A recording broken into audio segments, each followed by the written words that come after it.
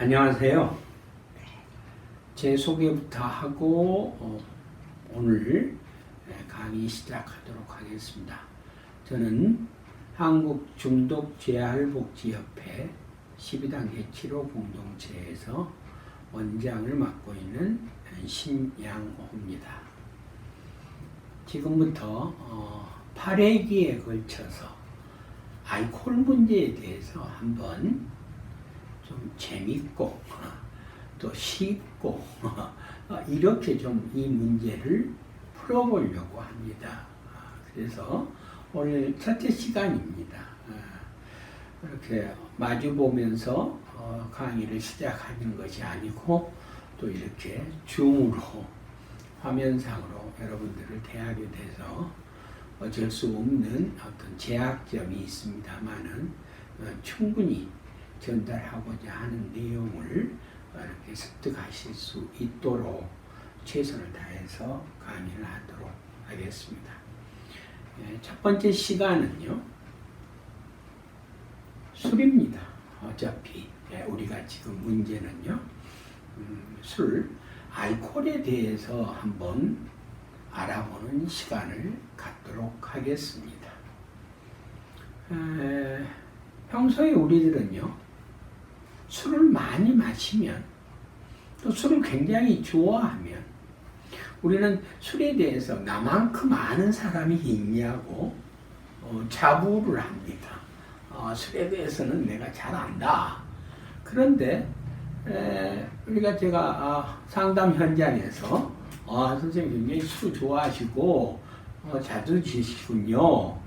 그러면은 술이 어떤 과정을 거쳐서 신체에는 어떤 영향을 끼치는 거죠? 라고 하면은 말문을 딱 닫습니다. 특히 뇌에는 어떤 영향을 끼칠까요? 이렇게. 또는 소주를 한 잔 먹었을 때 우리 몸에서는 그 알코올 성분이 혈중 알코올 농도가 완전히 없어지려면은 시간이 얼마나 걸릴까요? 그러면은 또 글쎄 하시면서 하시는 분들이 많습니다. 그래서 첫 번째 시간에는 이제 술에 대해서 조금 더 전문적인 지식, 또 우리가 살아가면서 최저 상식선에서 이 정도는 알고 있어야 된다 하는 그러한 내용을 강의를 하고자 합니다. 자, 요즘 시대에 무엇이 가장 중요하다고 우리는 이야기하죠? 무엇보다도 인간에게는 건강이라고 이야기를 합니다. 건강이 최우선이죠. 다른 무엇보다도 건강을 잃으면 모든 것을 잃은 거다라고 하는 이야기를 우리는 많이 합니다. 그래서 한번 세계보건기구인 WHO에서 이야기하고 있는 이제 이것도 98년도에 건강에 대한 정의가 바뀌고 있습니다. 그 내용부터 가지고 와서 이게 우리들이 일반적으로 이야기하는 건강과 술과 어떤 연관관계가 있을까 하는 시간을 오늘 한번 나눠보려고 합니다. 자, 건강은 뭐죠? 건강이란 우선 병에 질병이 없어야 되겠죠. 그리고 허약하지 않을 뿐더러 육체적, 정신적, 사회적, 영적 안녕이라고 하는 말을 썼습니다. 이런 안녕이 서로 역동적이고 완전한 상태다라고 하는 겁니다. 우리는 일반적으로 그냥 건강 그러면 육체적인 질병만 가지고 건강을 이야기하게 되는데 굉장히 이 의미 속에는 여러 가지의 내용이 들어있죠. 특히 육체 다음에 뭐가 있어요? 정신적으로도 건강해야 된다. 근데 또 사회적으로도 건강해야 된다. 또 이제 정의하기가 참 힘든 부분입니다만 영적으로도 우리가 이렇게 건강해야 된다라고 정의를 내리고 있습니다. 그러니까 건강이라는 건 다만 신체뿐만 아니라 정신적, 사회적으로도 안녕 상태. 요즘 건강하십니까? 불편하신 데 없으십니까? 라고 우리가 상대방한테 물어볼 때는 육체적인 부분만 이야기하는 게 아니라 정신적, 사회적, 영적인 부분도 이야기하고 있다 라고 이야기할 수 있겠습니다. 그래서 요즘은 이 질병이라고 하는 것을 이해하고 치료하기 위한 모델로 엔젤이 이야기한 생리, 심리, 사회의 모델이 많이 적용되고 있습니다.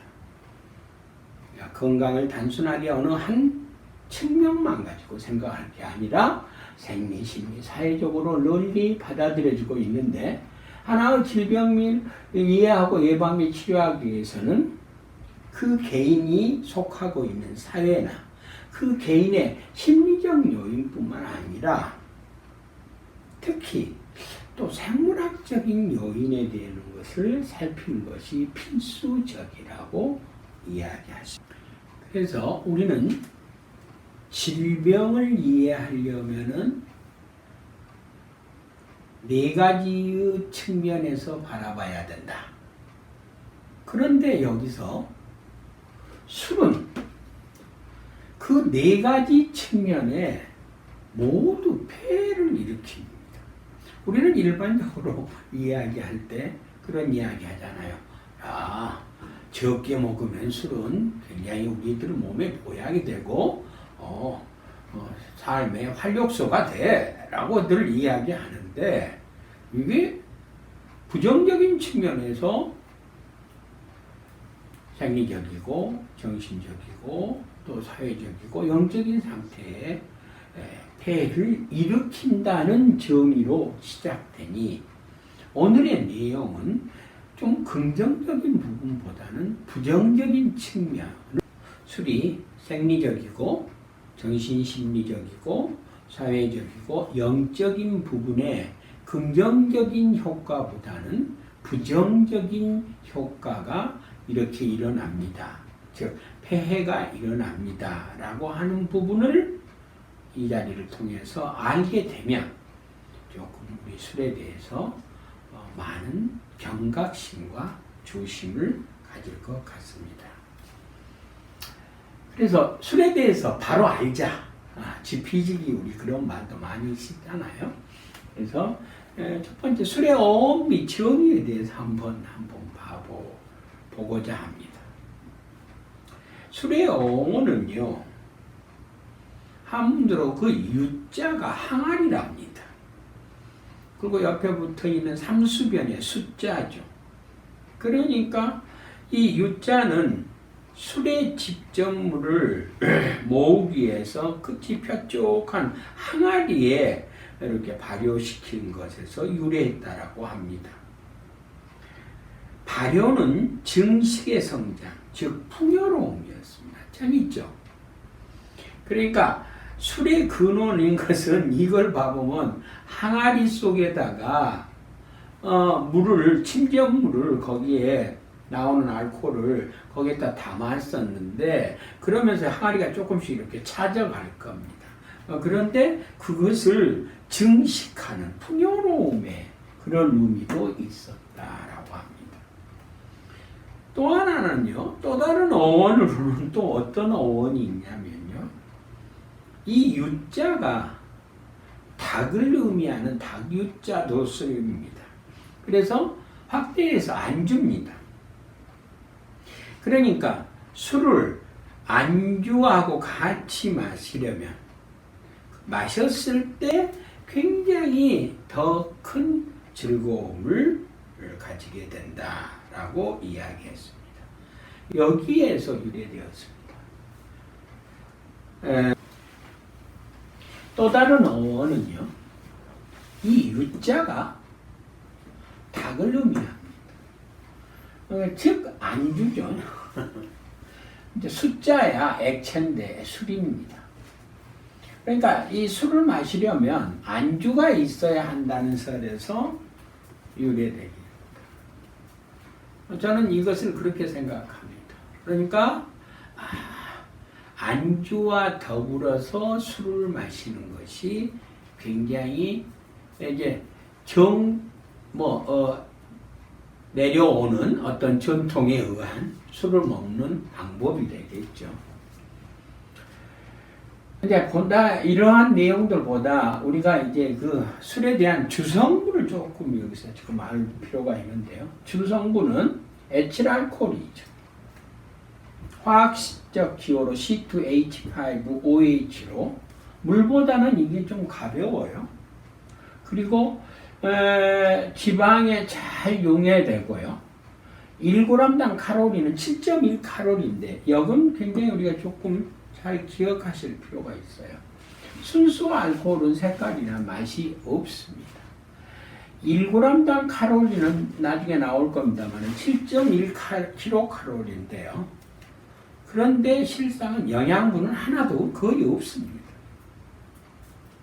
그래서 이제 술이라는 이 말도 원래는 이제 조선시대 때 수불이라고 했었는데 수불이 수울이 술로 변화됐다고 이야기합니다. 술이 우리 몸에 들어와서 어떻게 작용하느냐라고 하는 것은요, 처음에는 약간 흥분되는 느낌과는 달리 이게 중요한 꼭 기억하실 중추신경 억제제입니다. 중추신경 억제제다. 술은 이게 흥분제가 아니고 진정제야 하는 내용을 기억해 놓고 오늘 강의를 들으셨으면 좋겠습니다. 이 정도는 우리 여러분들이 아시는 내용이겠지만 알코올은 집중력과 평행 및 조정 기능에 영향을 미치죠. 그리고 이제 반응 시간과 반응 속도에 영향을 미침으로써 뇌와 신체에 영향을 주게 됩니다. 마지막으로 술은 단백질이나 비타민은 거의 없습니다. 중추신경계에 심각한 영향을 미치는 향정신성 약물이며 동시에 독성 물질이라고 결론을 내렸습니다. 그러니까 이렇게 생각하시면 됩니다. 우리 몸에 독성 물질이 들어온 것이에요. 그리고 향정신성 약물이에요.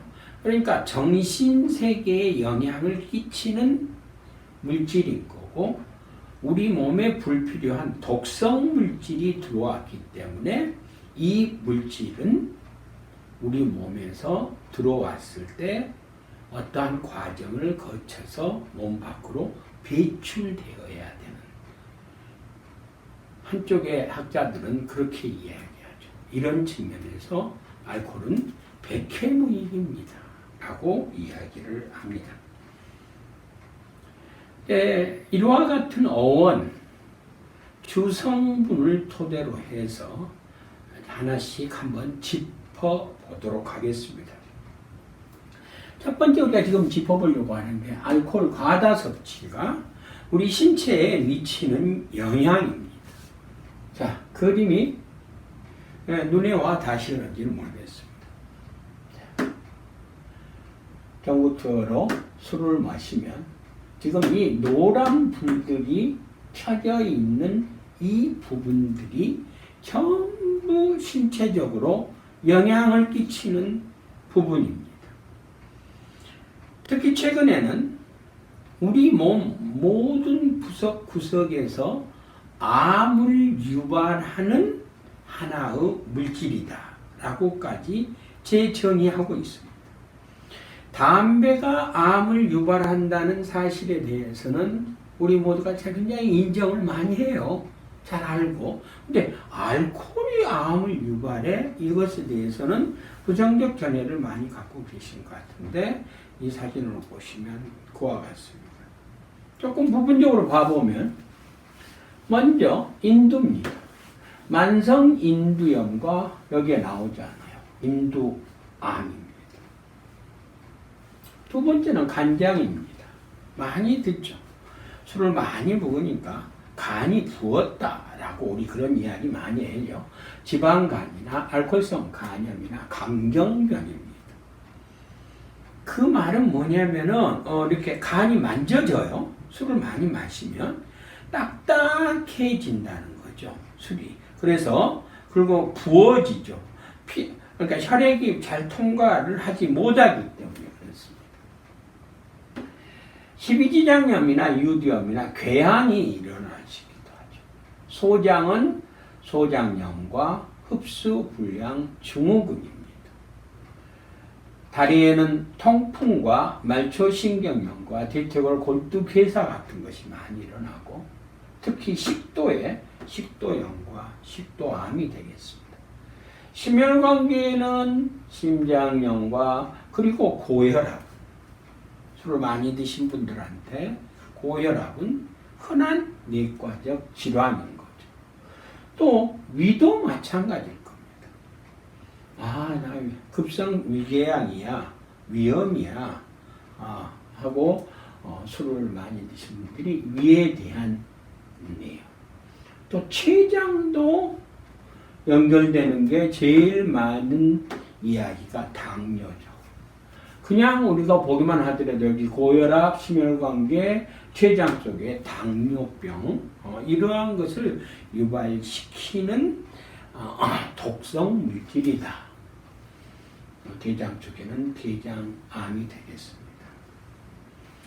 상식적으로 우리 몸, 인체에 미치는 이와 같은 기관들에 대해서 앓고 있는 질병들을 소개를 해드렸는데 실은 초점은 저희들이 오늘 이 강의에서 뇌입니다. 자세하게 이 뇌의 영향에 미쳐서 여기에서 나오는 질병에 대해서는 이야기를 드리겠는데 그게 코르샤코프 증후군과 알코올성 손해 변성증과 치매와 메리케네증이라고 하는 뇌의 부분이죠.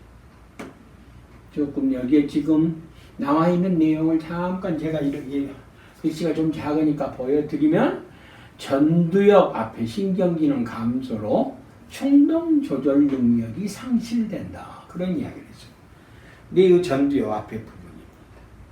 그러니까 여기가 사령탑인데요. 이 사령탑의 기능이 저하되는 거죠. 그렇기 때문에 충동적이죠. 또 기억력도 감퇴되죠. 이걸로 인해서 치매가 유발되죠.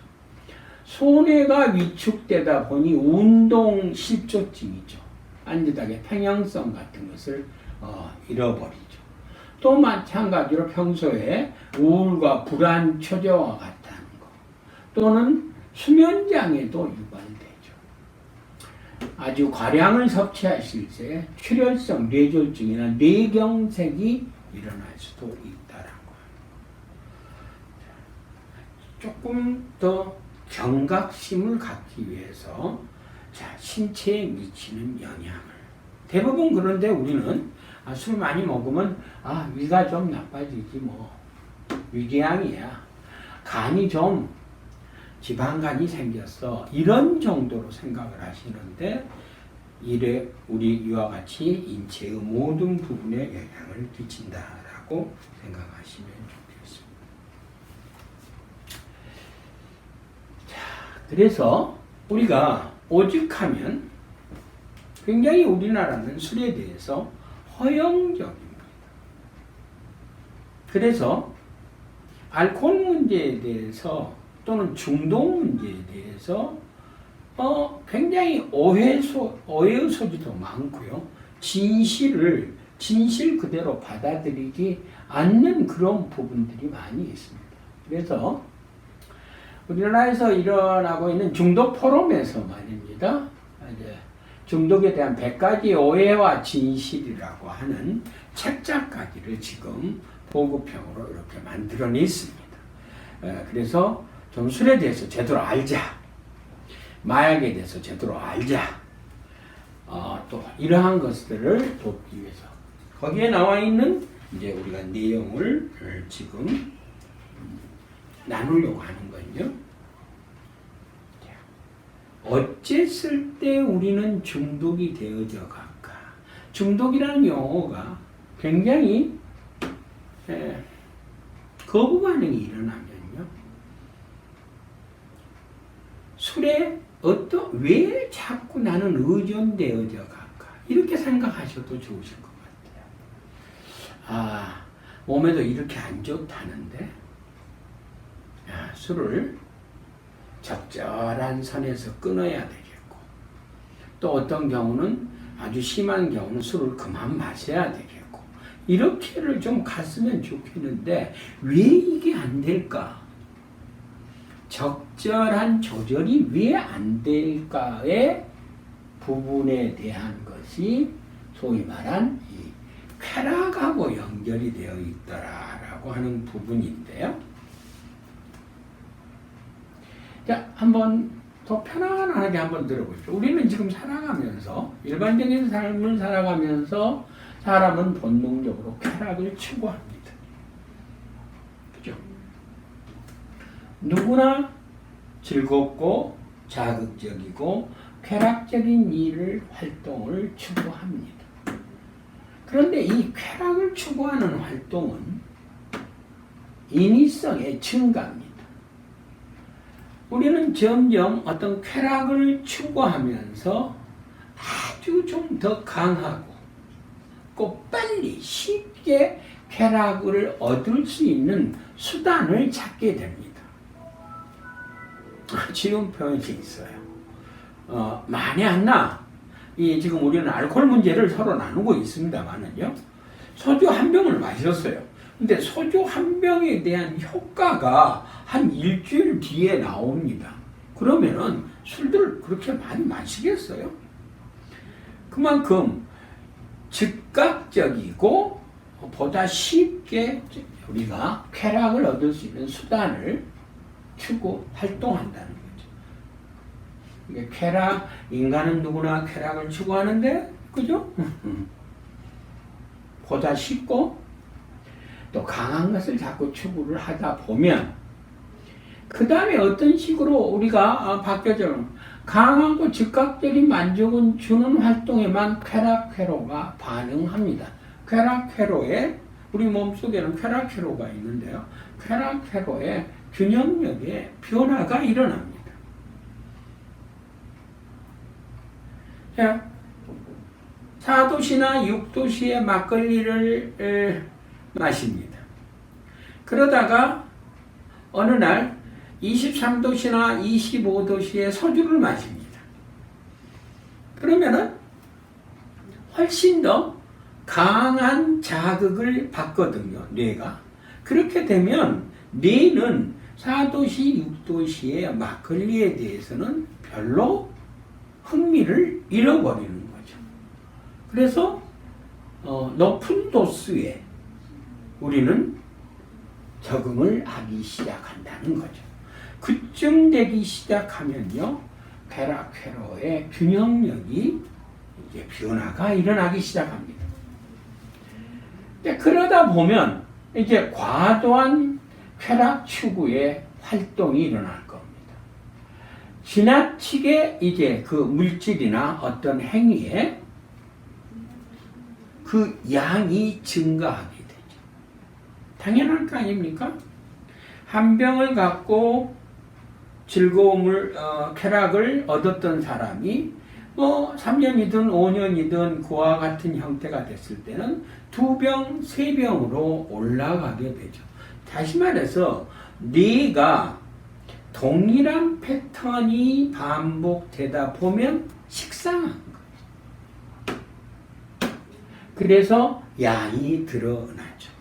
나중에 조금 나오겠습니다. 이 용어를 우리는 전문용어로 내성이 생긴다. 점점 원하고자 하는 효과를 얻기 위해서 양이 늘어나는 거죠. 의존이 되는 것도 마찬가지가 되겠습니다. 그쯤 되기 시작하면 이제 내성과 금단으로 대부분의 시간을 중독성 물질이나 행위에 쓰는 조절력의 상실 문제가 나옵니다. 원하고자 하는 효과를 얻기 위해서, 쾌락을 얻기 위해서 마시는 양이 증가한다. 증가만 되면 그 양만큼을 먹고 나면은 모든 것이 끝났냐? 그게 아니죠. 그 다음에는 이제 우리 인체 내에 있는 알코올이 분해가 돼서 몸 밖으로 나갈 거 아닙니까? 밖으로 나갈 때 뇌가 예민해지는 거죠. 자, 예민해진다는 의미는 금단이 일어난다는 거죠. 그쯤 되기 시작하면 내성과 금단을 오거니 가거니 합니다. 그러니까 만약에 굉장히 우리가 술에 과음주자들이 그런 이야기를 하거든요. 한 번 많이 마셨어요. 한 번 많이 마셨는데 뭐라고 이야기하면 이제는 술 쳐다보기도 싫어. 나 절대 그렇게 안 먹을 거야. 라고 이야기를 해놓고는 그날 저녁에 다시 소량의 술을 먹기 시작하면 또 다량의 술을 먹는 하나의 과정. 이런 루핑을 돌게 되겠죠. 그래서 통제력을 잃어버리게 되죠. 조절력만 상실됩니까? 행동과 정신과 건강과 기능력에 문제가 생깁니다. 이쯤 되기 시작하면 정신적인 거, 또 신체 건강, 관계, 그러니까 이쪽이 사회성이죠. 이런 유지의 실패를 거듭하게 된다. 이게 이 핵심에는 인간은 쾌락을 추구한다는 전제 조건으로부터 이쪽에 맛을 들여놓기 시작을 하면 이 과정을 돌게 되는 거구나. 그래서 아까 이 전 화면에서 봤다는 것은 인체에 미치는 영향이 모든 부위에 독성 물질이 작용해서 암이 유발될 수 있을 정도의 문제가 생겼다라고 한다면 정신적으로 문제가 이렇게 생겨버리는 거죠. 정신건강을 잃어가는 하나의 과정을 보여드렸습니다.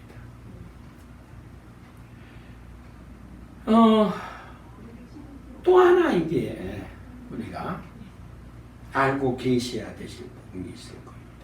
정신에 미치는 영향으로요. 자, 이 삼각형은 모델링을 보면 공중보건 모델이 되겠습니다. 자, 술에 오랫동안 술을 마셔서 술로 인해서 병적으로 문제가 생겼어요. 신체적으로, 정신적으로, 사회적으로, 영적으로 문제가 생겼는데 이게 그 개인의 특성에만 문제가 있는 것일까? 라고 하는 관점입니다. 그런데 여기서 조금 시야를 넓힐 필요가 있습니다. 자, 1년 12달 소량의 술을 먹으면서 70, 80까지를 사는 어떤 그런 인간도 있습니다. 그런데 어떤 인간은 동일하게 술을 먹다가 어느 순간부터 양이 증가되고 장복을 하는 형태가 있어요. 그러니까 사람마다 각자 개인에 대한 특성이 정신심리적인 것도 있고 신체적인 것도 있다는 이야기죠. 그러니까 개인의 특성도 있고, 그러니까 이 부분에 있어서는 오늘 선생님들이 나는 나의 체질이 술과 어떤 관계가 있는 체질일까를 확실하게 조금 알으실 필요가 있습니다. 두 번째는 말입니다. 각각의 그 개인에게만 문제가 있는 게 아니라 술이라는 이 대상, 매개체, 우리가 쓰고 있는 이 술이라는 물질이 갖는 특성입니다. 조금 전에 우리가 지금 보여드렸을 때 중추신경 억제제입니다. 진정제입니다. 향정신성 물질입니다. 또 기억나신 거 있어요? 독성 물질입니다. 라고 이야기했습니다.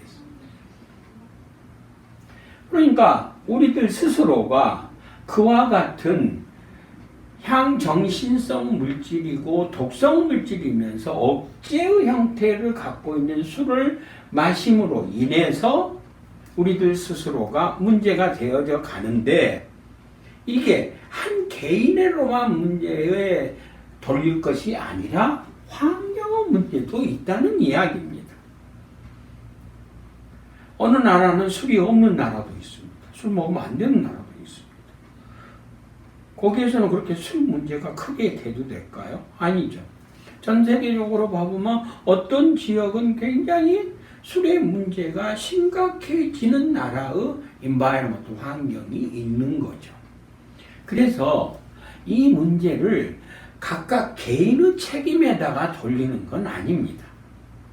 지금 저하고 이야기를 나누면서 아하, 이게 오랫동안 마시고 과량을 마시고 오남용을 하다 보면 이게 병으로 진전되는데, 병으로 진전된다 하더라도 그 사람이 병적 요소로까지 진전됐다 하더라도 그 병을 앓는 것이 그 사람의 책임이 있는 게 아니라, 이 술 문제에 대해서만큼은요, 회복은 본인에게 책임이 있다라고 이야기를 합니다.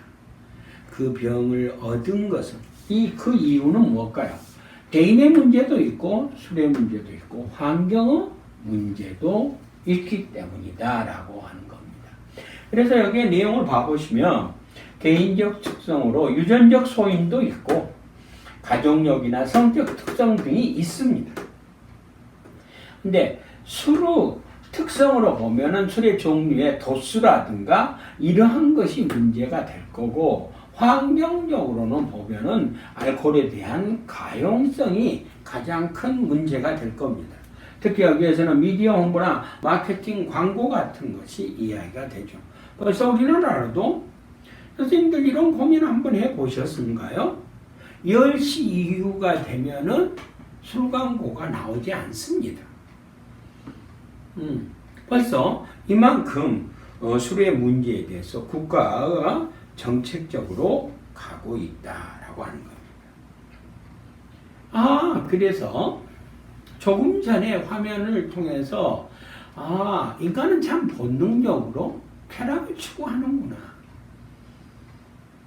하는 것을 배웠고, 근데 이 쾌락이라고 하는 것이 적절한 선의 통제가 안 되고 확대되어지는구나 라고 하는 부분이었는데요.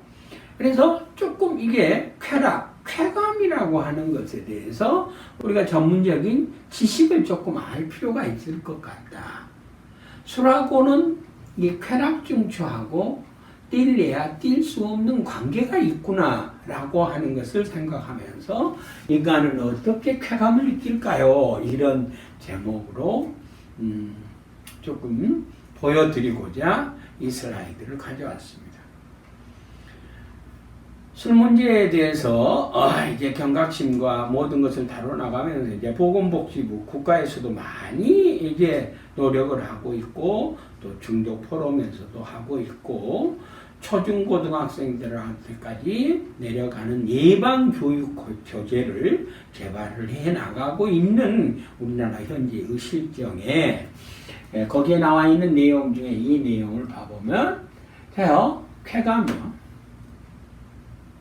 인간은 쾌감을 느낄 때 말입니다. 이 바깥에 있는 제일 지금 여기에 엄마가 자녀, 애기하고 스킨십하고 있어요. 얼마나 행복한 순간이에요. 이런 순간에 우리 뇌 속에 있는 쾌락 춤추 그 기관에 쾌감을 느끼게 된답니다. 밑에는요, 자기가 좋아하는 독서를 하면서 무엇인가를 얻어내려고 하는 성취요. 우리 학교 다닐 때 그런 기억이 있으신가요? 몇 페이지부터 몇 페이지까지를 내가 외울 거야. 라고 이번에는 시험을 좀 잘 볼 거야. 그런 식으로 다 됐었을 때 내가 어제 저녁에 공부한 내용이 거의 다 나와서 너무 신이 나요. 어려운 문제의 수학 문제를 풀었어요. 그랬을 때 느끼는 쾌감. 네. 또는요, 자연 바다에, 산에 우리가 가서 자연과 접했을 때 느껴지는 온화함, 행복감, 그런 것도 있을 수 있죠. 특히 무엇하고도 바꿀 수 없는 좋아하는 음식을 먹었을 때 느끼는 즐거움, 쾌감도 있죠. 이러한 쾌감을 우리는 자연적 보상이라고 이야기합니다. 우리가 살아가면서 이런 네 가지 정도의 자연적으로 접해서 얻어낼 수 있는 즐거움, 쾌감을 느끼는 우리 뇌 속에는 뭐가 있다? 중추신경계가 있습니다. 근데 문제는 이렇게 가는 과정 속에 이 속에는 지금 그림이 여기 밑에 담배입니다. 여기는 술입니다. 여기는 게임입니다. 여기는 포카입니다. 이러한 것들을 접하게 됩니다. 살아가면서 접하는 사람도 있고 이러한 것을 접하지 않는 사람도 있죠. 그렇지만 이러한 것을 접했을 때 이러한 스킨십, 성취욕, 자연 음식에서 주고 있는 쾌감의 강도와 인위적으로 이러한 것을 우리가 사용했을 때 쓰는 쾌감의 강도가 훨씬 이게 강한 거죠. 그러면 강한 것을 맛을 보면 약한 것은 식상하죠. 우리들은 뇌는. 그렇기 때문에 강한 것을 계속 찾아 나가게 되죠. 그래서 이러한 부분에 대한 회로를 우리는 보상회로라고 부릅니다. 좀 더 여기서 정리해보면 그게 이제 보상회로인데 거기에는 중추신경계가 있습니다. 이 쾌감의 중추가 좋은 쪽으로 활용하면 인생의 목표를 채우고 그 목표를 이루면서 행복과 성취감을 느끼면서 또 다른 목표를 향해서도 갈 수가 있을 겁니다. 실례로 요가나 명상을 해요. 요가나 명상을 해서 자연 속에서 어떤 거기 안에서 쾌감과 안정을 되찾았던 사람. 근데 어떤 사람은 술을 마셔서 스트레스에 많이 쌓였을 때 술을 마셔서 즐겁고 또 쾌감을 가져갔던 사람이 그 사람은 계속 즉각적이고 빠른 시간에 얻을 수 있는 쾌감에 길들여져 갔는데 그 사람한테 많은 시간을 요구하고 자연적인 보상으로 유도를 하면은 할 수 있겠어요? 쉽게 이렇게 변화될 수 있겠어요? 쉽게 변화될 수가 없겠죠. 그렇기 때문에 우리는 살아가면서 처음에 인위적인 보상이냐 자연적인 보상에 접했냐가 굉장히 중요한 하나의 계기가 되고 그와 같은 계몽, 정보가 중요할 것 같습니다. 그래서 보상회로를 자극할 수 있는 것은 자연적 보상과 인위적 보상도 가능한데 인위적 보상에 의한 쾌감은 대부분 자연적 보상보다 훨씬 강하다고 했어요. 자연적 보상을 얻기 위해서는 긴 시간 동안 많은 노력이 필요한 경우가 많은데 자연적 보상은 인위적 보상은 훨씬 빠른 시간 내에 강한 쾌감을 얻게 됩니다. 그러니까 우리는 여기에 익숙해지는 거죠. 그래서 가장 이런 순간들을 우리가 봐보면 살아가면서 받는 인간의 스트레스가 되겠습니다.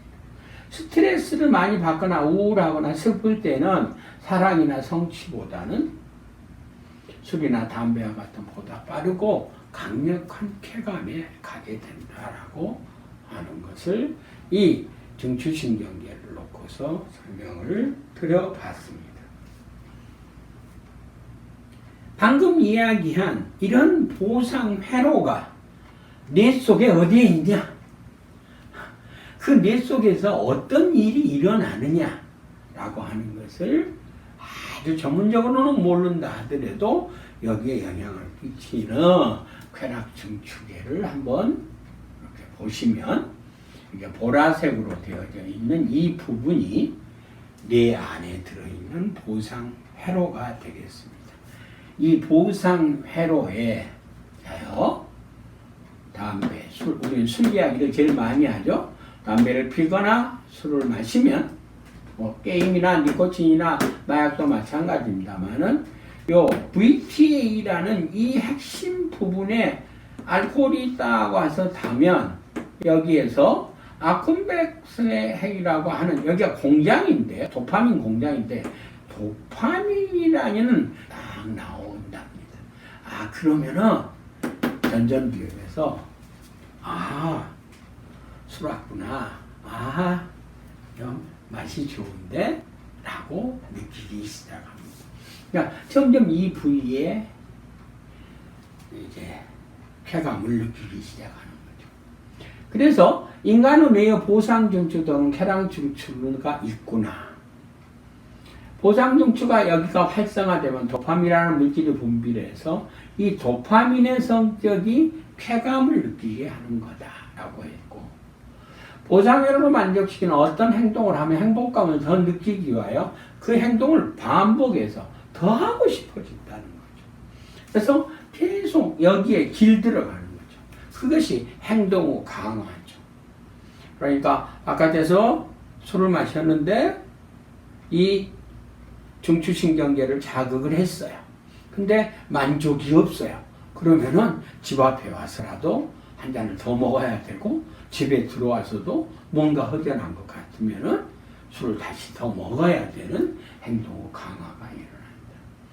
왜 이 강화냐? 강화는 깊은 쾌감 등 좋은 결과를 유발하는 행동 계속 반복 그러면서 중독 후 늪은 반복된다라고 이야기 드릴 수 있겠습니다.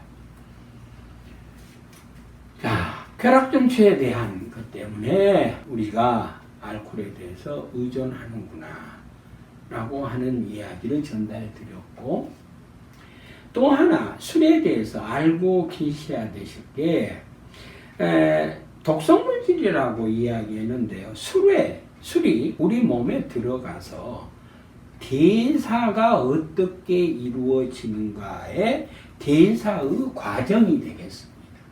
그래서 체내 알코올 대사 과정의 계략도를 한번 봐보면요. 아까 에탄올은 C2H5OH라고 했습니다. 이게 술이 들어오면요. 우리 위에서 20 내지 30%가 흡수되고요. 그 대부분은 작은 창자 윗부분에서 90%가 흡수가 돼서요. 혈액을 통해서 뇌나 간 등 실제 간 조직에 흡수가 됩니다. 일단 이게 들어오면은요. 그러면 혈액을 통해 가지고 간에 도달하게 되면, 간에 도달했을 때 간에서 이게 독성 물질이 들어왔기 때문에 알코올 탈수소 효소인 ADH라는 효소가 나와서 에탄올, 알코올을 분해시켜서 CH3CHO라는 아세트알데하이드가 만들어집니다. 그런데 문제는 아세트알데하이드는 굉장한 독성물질입니다.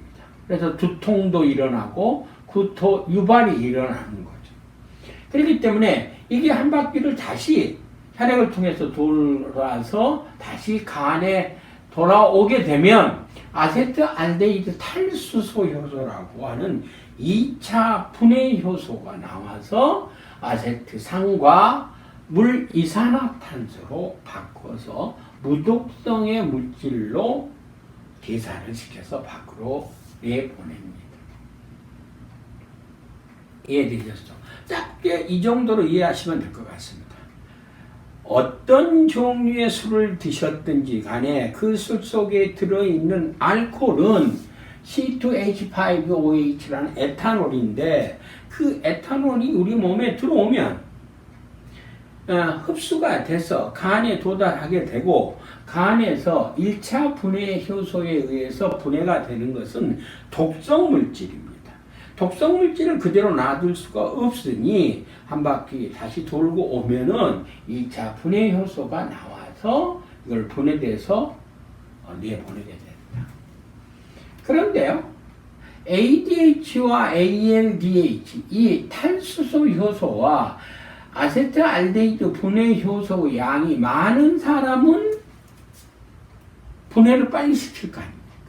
그죠? 숙취에서 빨리 벗어날 수 있지만은, 우리 일반적으로 동양인은요, ALDH가 좀 적답니다. 또 어떤 사람은 개인에 따라서 좀 다릅니다만은, 이 분해 요소가 없는 사람도 있습니다.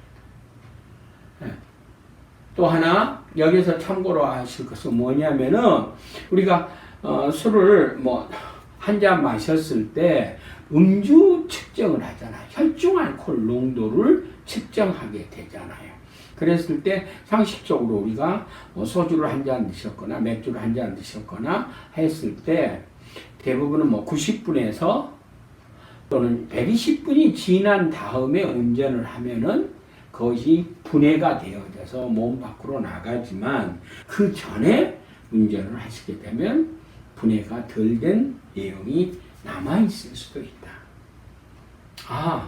그래서 이런 과정을 거쳐서 대사가 이루어지는구나. 계속 강조합니다마는 우리 몸에 독성 물질이 들어왔기 때문에 독성 물질이 우리 몸에 남아있으면 안 됩니다. 그렇죠? 이것을 분해시켜서 내보내야 된다는 이야기죠. 근데 문제는 그러는 과정 속에 이 알코올이 쾌락증취에 자극을 주기도 하고 우리 몸에 폐해를 주기도 한다라고 하는 이야기였습니다. 그래서 하나를 이제 마지막입니다. 더 좀 알고 계셔야 될 게 뭐냐면, 술을 많이 드신 분들이 간혹가다가 그런 말씀들을 많이 하셔요. 나 요즘 왜 이러냐? 깜빡깜빡 기억력이 아직 나이가 그렇게 안 됐는데 감퇴된다? 라고 이야기를 합니다. 그러니까 이 블랙아웃이 일어나는 것이 얼만큼 뇌에 영향을 끼치는가라고 하는 부분도 상식적으로 좀 알고 계실 필요가 있겠습니다. 우선 이게 지금 이 사진상으로 보면은요, 이게 지금 정상인이고요. 이쪽은 알코올 의존 환자인데요. 이 두 사진이 어떻게 해서 찍힌 거냐면요, 소주 병을 사진을 보여주기만 했습니다. 보여줬을 때 정상의 음주가는 뇌가 반응하지 않는데 알코올 의존자는 굉장히 활성화된다. 그러니까 혈액이 막 위로 올라와서 이게 활성화되는 내용을 볼 수가 있을 겁니다. 그래서 여기하고 연관되게 블랙아웃을 경험하게 되는 것은 기억을 저장하는 해마라고 하는 부분에 빨간불이 켜지고 이것이 자꾸 축제되죠. 그렇게 되면 코르사코프 증후군과 알코올성 치매로의 속도가 빨라지겠죠. 또 하나, 이 알코올성 치매는 왜 오는 거냐면요, 알코올 자체의 신경 독성 효과와 알코올 과다 소비로 인한 영양실조로 인해서 치아민 계열의 영양의 결핍이 옵니다. 자, 그래서 우리는 알코올 사용을 너무 오남용을 많이 했을 때 알코올 사용 장애라는 질병이 오고, 합병증으로는 중간에 설명드렸지만 내성이라는 게 있구나, 금단이 있구나. 특히 금단은요, 처음에는 약간의 떨림에서 환각, 발작, 선망으로 이어지게 됩니다. 특히 굉장히 무서운 진전 선망이 있으니까 약간의 금단 증상이 나오면 전문적인 한번 상담이나 진료를 받아보셔야 되고, 술을 먹는 양이 자꾸 지금 늘어나셨으면은 그렇게 하셔야 되고, 조금 전에 말했습니다만은 약간의 기억 상실에 최근에 와서 문제가 있으면 이때도 굉장히 좋지 않은 문제다라고 지각하셨으면 좋겠고, 알코올로 인해서 정동이나 불안이나 성기나 수면장애 같은 경우도 올 수 있다. 특히 인격의 변화에 예민해질 수 있는데요. 자기중심적이 됩니다. 이거 자기는 잘 모릅니다. 타인을 배려하지 않고요. 책임감도 없고 자기를 자꾸 속이는 기만과 불신감이 많아져서 마지막에 짜증이 많죠. 짜증이 많이 일어나면 내가 뭔가 스트레스를 받아서 그렇고 있구나라고 생각하지 마시고 술을 드시는 분은 술로 인해서 내가 지금 이런 인격의 변화가 오고 있는 게 아닐까라고 하는 것도 생각해 주셨으면 좋겠고 굉장히 즉흥적이고 충동적인 것도 술에 영향을 끼치는 것이다 라고 하는 부분이었습니다. 그래서 오늘 이 시간에는 알코올이 우리들 신체에 미치는 영향, 정신에 미치는 영향, 그리고 특히 쾌락 중추가 뭐냐, 블랙아웃이 자꾸 일어나면은 뇌 해마에 문제가 생긴다. 또 알코올은 어떻게 대사되는가 하는 등등을 정보를 여러 선생님들한테 드림으로 인해서 술에 대해서 좀 바로 알자. 다음 시간에는 나는 그러면 알코올 문제에 대해서 어느 정도의 문제를 갖고 있는 것과의 그 레벨이 어느 레벨에 있는가라고 하는 것에 다음 시간에는 초점을 맞춰서 강의를 해드리도록 하겠습니다. 네, 오늘 수고하셨습니다. 마치겠습니다.